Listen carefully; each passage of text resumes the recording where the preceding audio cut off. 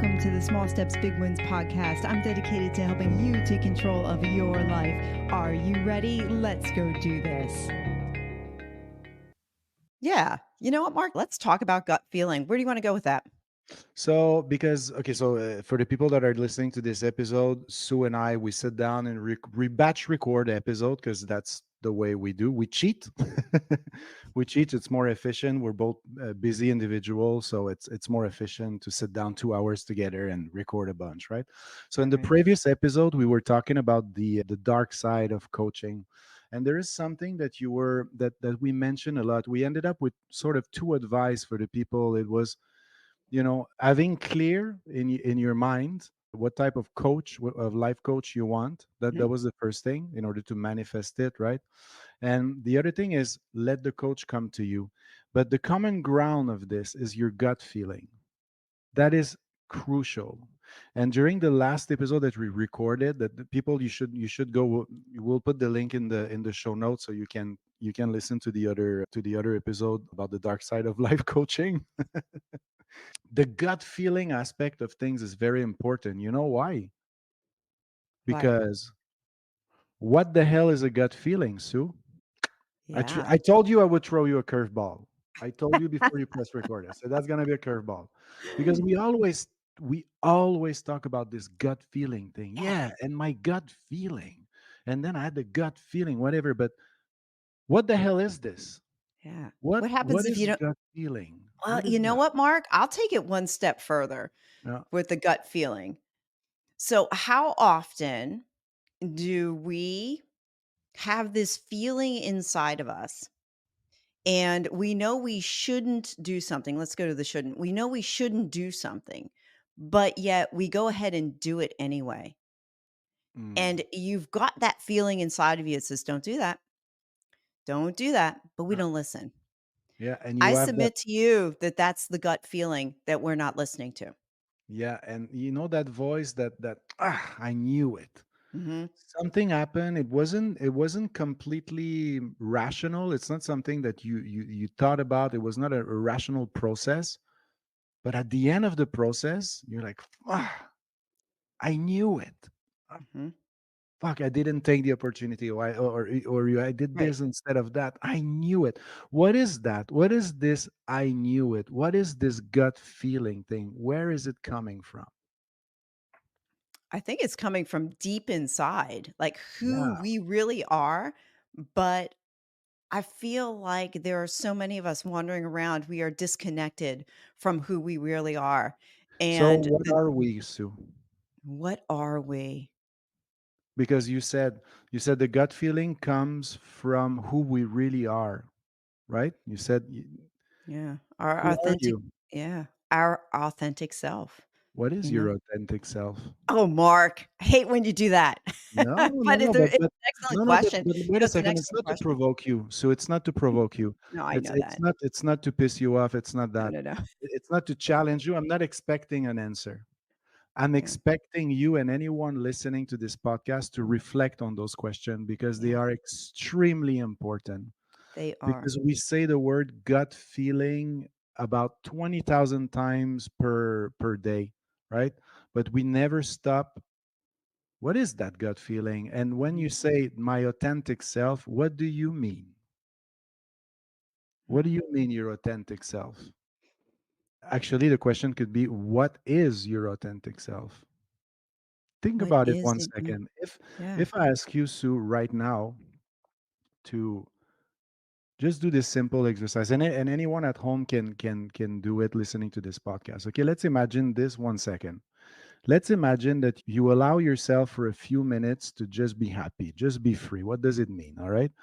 Let's say that you just want to feel good. You want to feel at ease. You want to feel balanced. That's what everybody wants that, right? mhm, But in order to do that, I would say, okay, if you want that, leave your shoes before entering the room. And next to your shoes, put your mind there. Leave your mind there. Leave your mind outside before you get here and you talk to me. How do you do that? How do you leave your mind outside? What is the first thing we talked about before starting recording? We were talking about the piano I have behind me.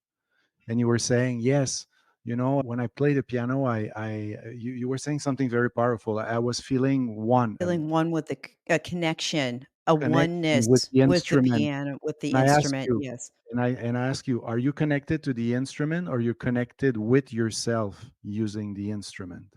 I You think it's know, both. because what happens, Sue, is when you play music, where's your mind? Somewhere else. If you play a song, if you play something, I'm not talking about repeating and playing like a robot, like a performer. Like I'm Right. not, I'm saying, like, if you feel something, if you're really into now, your mind is not involved into that, really. You left your mind out of the song. It's not a rational process. Okay, you are perfectly immersed in the here and now. That's your natural state. Yes. Here and now. The mind is a powerful tool that helps you analyze from the past, take the information from the past, you know, and project stuff on the future. But the mind is very, very bad at helping you living here and now. Mm, So the reason why I'm saying gut feeling is very important is the gut feeling doesn't occur necessarily in your mind. It happens in the awareness of the mind. yeah, You are aware of your own mind. If I ask you, like, how sure. do you feel right now, Sue? How do you feel? Tell me, like tell me.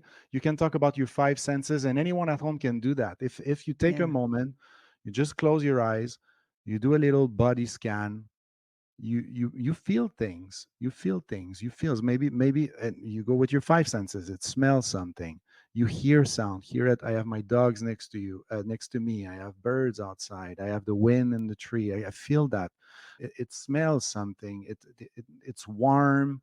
And then you can go in the emotion. What do I feel? I'm a little nervous, because I'm always a little nervous, because English is not my first language, and sometimes I'm nervous when I speak English. But there's a little bit of nervosity. There's a little bit of pride also inside of me. I notice all of those emotion, and you can do the same thing, right? Mhm. Now let me ask you, what is noticing what? From where are you witnessing your own self? The mind doesn't witness the mind. Mm. You almost have to be out of the mind, like a step back. There is F distance. I don't know if there's distance between awareness and the mind. I don't know, yeah. maybe. I But don't know. I mean, I think sometimes when I do that exercise, I envision myself because I'm a visual learner. I'm more visual than I am auditory, and there are people out there like more audio learners than they are Mhm. visual learners. To me, as you were explaining to do a body scan, I actually visualized myself hovering above myself, taking the scan, where the Very good. mind is outside of myself, where it's almost I am a passive observer. Wait, is it the mind that is outside of yourself, or it's your awareness that is outside of your mind? Are you observing your mind? Because I think that's more what you're talking about. Yeah, the Because the awareness mind, the outside. mind is what is what we is the ego, is what we build through the accumulation of our past, and the Mhm, projection we make from our future, that shapes the more or less how we behave today, right? mhm, mhm. But still, there is a deeper awareness of that, right? What do you uh, think keeps us from that awareness, from connecting with our inner self like that? but the ego, unfortunately. The ego is a very powerful tool, but it's just a tool. And actually, I would go a little further. The identification to the mind is what prevails us from being liberated from our ego, because we identify to the body mind like it's a real thing. For example, when you really think about it, who's Sue Saller besides an idea? Who the hell are you? You're just an idea. You're just a bunch of ideas, and that's great. Me too. Who's Mark? A bunch of ideas. It's just an idea. That's it. It's just thoughts that comes now, because I have the past that I have, and I have the projection towards my future, and there's thoughts passing in. But Does Mark really exist? Does Sue Saller really exist in the absolute? If you witness Sue Saller, I'm not sure. You know what I mean? Mm. Mhm. If you identify too much to the body mind, then you start fighting for the body mind. And you get into the fight of you're done enough, you're too much, you're too big, too small, too rich, too you have too much knowledge, not enough knowledge, and blah blah blah blah blah blah. And you get caught up into this whole thing, and you get caught up in the noise of your own mind. Yeah. So to go back to your question, how does one do that? That was your question. What is preventing us from doing this is identifying to the noise in your fucking head, identifying to every single thought that comes in your mind, Mhm. identifying even to you as a person, identifying to your work, identifying to your worth, identifying to who you know, identifying to what you know. How many people that the only thing they do is how much study they have and how much they know and how much they this and how much that, because they're identified to their Mhm. knowledge, and that's how they seek value. But at the end of the day, you're gonna be dead in on the great scheme of thing, you're gonna be dead in no time, like absolutely no time. You're nothing, you're just a little dust in existence. Therefore, why do you fight so hard to why do you fight so hard to make this mind real while it will never really be real? Mm. So how would you remove the fight? How would Oh you yeah. remove the fight in order to just flow with life? You talk about this mind body fight, Yeah. and I have to wonder if somebody listening is feeling, I feel exhausted. Mm. Maybe I am experiencing this mind body fight that I didn't even realize I had. But now, listening to us talk, they're having this awareness that there's something going on inside of them that they want to release. So, what are your thoughts on that? I would say to anyone listening to this, I would start this way. It's very simple. You can experience it now, because when you truly think about it, there's nothing that exists outside of the moment you're listening to those words. The words that are coming out of my mouth that you receive right now, that this present moment, there's nothing else. There's nothing else. I don't care who you are. I don't care what you've built. I don't care how successful you are. I don't care what type of fucked up childhood you had. The only thing that truly counts is here now. The very moment you're listening to my voice. All right. So therefore, the easy way and fastest way is recognizing this first. Mhm. And you need to understand it, not on an intellectual perspective, but this sort of, maybe I'm stating the obvious, actually, but we get caught up all the time, right? So that's the first recognition that you need to have. There's nothing really outside here and now. And the other thing is practicing. How do you practice? Very simple. Shut the fuck up twice a day, 10 minutes, and talk to you in a few months. That's it. Mhm. Sit down on a chair, breathe, no mantra, no music, no nothing, Just no breathe. doesn't count, no drugs, no alcohol, no nothing, no freaking guru halamala wajarala, nothing. Shut the fuck up. Shut your mouth for 10 minutes twice a day. And every time you start thinking about something, that's it. You just sit at ease, you breathe, and oh, I'm thinking about this situation with my daughter that, oh, I just had a thought. I just had a thought. And you go back to this awareness of the thought.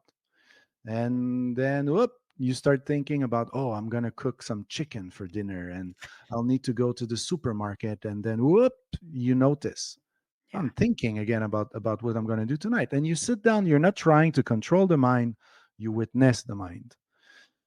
By doing this work consistently, twice a day, morning, night, what you're doing in reality is you are training your being to the ground zero, to neutrality, to calm, actually.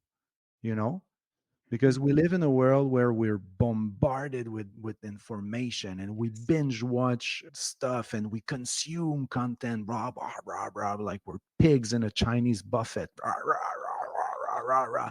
And we our mind is full of salt and fat. We consume a tremendous amount of information, so the mind is always at 5,000 miles an hour. So if you start shutting up twice a day, simply like two times 10 minutes, your Mhm. mind starts to, oh, wow, it's okay to have nothing going on. It's okay to Mhm. not wait for anything. It's okay to, and slowly you will see the noise in your mind will calm down, and you will start seeing your emotion. You will regulate your emotion. It's going to be easier for you to manage your emotions, and things will unfold by on their own. Mhm. And once you recognize this, when you practice, life is coming back, the mind will come back, and you will have some strong attack. You will forget about it. You will stop doing it for a couple of weeks, months, years. It doesn't matter. But then at some point, you will come back at it, and I got caught up. My mind tricked me again. Yeah. You know, Uh, it sounds a little hippie what I'm saying, but it's not. It's and I'm not saying you guys should abandon everything and stop paying your taxes and stop working and live No, no, somewhere in no, the we're not going there. countryside at all. I know. Yeah, Keep your just paying WT attention. job. You Keep know, investing in real estate. It's great, but shut up twice a day. Shut up twice a day. Maybe it's gonna make you happier. How about this? yeah, I mean, what do you have to lose, right? So it's that Nothing. recognition and the awareness and then quieting the mind. I wanna pull out something that you said that I wanna make sure others heard it as well, and it's giving yourself permission to do that. Yes. And I Yes. think we are bombarded, like you said, by so much information Yeah. that we think we have to do what everybody else says, and we have to be caught up in this new thing, or you have to be this particular person, or you have to show up this particular way. And giving yourself permission that it's okay to sit in a quiet room in a Yeah. corner, not being Entertain. entertained or interrupted, it's Yeah. 10 fucking minutes a day. And you know what? I heard you give that advice on a podcast that I listened to in August 2023, and I took your Okay. challenge, and it Oh, did work. Oh, yeah. yeah, of course. Yeah, yeah, Of and it course. changed, and actually it wasn't even twice a day, it was once a day. So I can't imagine what it would have been if I had done it twice a day. I just did it once a day, but I would highly recommend twice a day. But yeah, it's just sitting there and being quiet. So Absolutely. So to go back to the beginning, what we were talking about, the gut feeling, mm, if you quiet down the mind, if you get rid of the noise, you're connecting yourself with the gut feeling. What is the gut feeling? You come from a Catholic background, right? How do you say in English? God's kingdom is within. yeah, I mean, yeah, from a Christian perspective, yeah, Catholic too. Yeah, yeah, it would be, Think about what I just said and put it yeah. in the context of Catholicism. Mhm. What is it? I don't remember the quote, but it's like God's kingdom is within. We can even push it further. Islam, Muslim, there's one God. Inshallah, one God. They're right, actually. There's one God, it's within. Mhm. So, so I'll take you it are I'll take it God. one step further. You God, are we are God. created. Yeah, we are created in the image of God. Of All of course, us we are. are Yeah. God. That doesn't make us superior. We cannot take this statement as something not impactful. It is extremely impactful. But Mhm. if you reflect on it, God is within you. God is within you.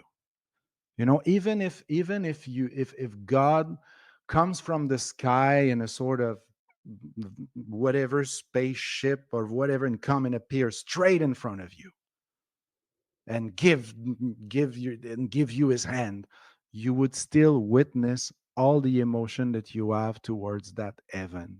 Even if you have a transcendental and you start in a trance and you have an out of body experience and shit like that, you would still witness, you would still be aware of all the emotion and the sensation that Mhm. goes through it, Right. you know. So when you stop identifying to the body mind, it creates it creates a distance, so the ego is not as powerful. It doesn't have the full control of yourself. Yeah. Yep. Makes Gut sense. feeling. Gut feeling. Quiet So take yourself. care of Shut your the gut fuck up. feeling. Shut the fuck up. 10 Twice a day. Yeah. minutes. I'm gonna be a doctor. Like, people will come to me and, yeah, I know. Okay. Start by shut. Actually, that's an interesting story. I'm a trained. Did you know that I'm a trained transcendental meditation coach? I did not know that. I knew you Well, were I a can teach coach, you but I didn't know that. transcendental meditation if you want. Okay. Okay. I'm not preaching transcendental meditation at all. Okay. But the way my teacher taught me, she was my neighbor, very old lady. Now she passed away a few years ago, the same day that my grandfather, actually. And I remember she said, "Hey, Mark, I'm going to teach you how to meditate." I was going through a really rough time. One of my friend died, and it was very, very difficult. And she said, "Okay, I'm going to teach you how to meditate." I was like, "Okay, cool." And we sat down on a chair. She gave me a mantra, which is a sound that is personal, that I'm not going to share, but it doesn't matter. It's just a freaking sound. That's it. It's Mhm. just, it doesn't matter. It doesn't mean anything. She said, "Okay, your mantra is that. It's a word, that a sound. Just say that over and over in your head." And I was like, "Okay, cool, cool, cool." Sit down, okay. And then she left. She left. She went downstairs, start cooking, start blah blah blah. She came back 20 minutes after. "So, how was it?" I was like, "Okay, cool. See you tomorrow." The morning after, same thing. I sit Hmm. down. She was like, "Okay, do you have any question for me?" I was like, "No." "Okay, cool. You remember your mantra?" "Yeah." "Okay, bye." She went downstairs, start with the vacuum cleaner, came back. "So, do you have some question for me, Mark?" "No." And then the third day and the fourth day, and then I started picking it up. I started understanding that this mantra is just a tool, as playing the music could be a tool, to Mhm. sink you in the now, so your mind has something to grasp, a sound, something. And that Yeah. sound, of course, bon, in the transcendental meditation, I'm gonna say cult, because I think it's a bit of a cult, right? Of course, the sound have a certain vibration and a certain frequency, that blah blah blah. Bon, I don't want to get into that. Bottom line is, shut the fuck up twice a day. That's it. Take a moment for yourself. No music, nothing. Not taking a run, not walking, nothing. Nothing. I mean, Right. nothing. Right. Nothing. Not a Tibetan bowl or whatever. Not a guided No meditation. sound, no nothing, just breathe. Nothing. Just breathe. Breathe Nothing. in through your Breathe. nose, out through your That's nose, it. and You know, focus on the breathe. breath. Exactly. Bast Enough. enough. And talk to you in a few months. You will Yeah. see things will Breathe. unfold on their own. I agree. It worked. Worked for me. It was awesome. Perfect. And just for a practical, whoever's listening, I love to take it back to the practical just a little bit because I can see there's probably people out there who are highly analytical like me and they want a prescription of what to do besides shut the fuck up for 10 minutes. They're like, when should I do it? Should I do it in the morning? Should I do it at night? Twice a day, whatever works. For me personally, it's the first thing I do before I get out of bed. I Ah, sit up perfect. and I meditate right then Great. and there. I drink 24 ounces of water that I put next to my nightstand the night before. And then I put my meditation on and I meditate Yeah. 15 minutes. And that's it before I ever even get out of bed. So, and then the last thing right before I go to bed, turn it on as I'm laying there getting ready to fall asleep. So, Exactly. and get in tune with your gut feelings, start listening to those things that are inside. And I would also follow it up with a little bit of journaling. If you're not journal, Why not? capture that stuff on paper so that you can remember you had these experiences and you can go back to them again. So, Mark, thanks. You're Thanks for your welcome. insight on listening to our gut and how we can go about doing that. So, I appreciate you. Thank you. I appreciate you too, Sue. Thank you for listening to another episode of the Small Steps, Big Wins podcast. I value your time with me and I seek to make every moment count. In order to make lasting change in your life, listening is usually not enough. So I want to ask you, what practical steps are you going to put into action today as a result of listening to this podcast? Remember, any step, any action, no matter how small, starts your journey to a big win. And if you're not sure where to get started, check out my website, personalcoachfinder.com, and find someone who can help. Remember, life doesn't get better by chance, it gets better by choice. Take small steps today and make your life awesome, friends.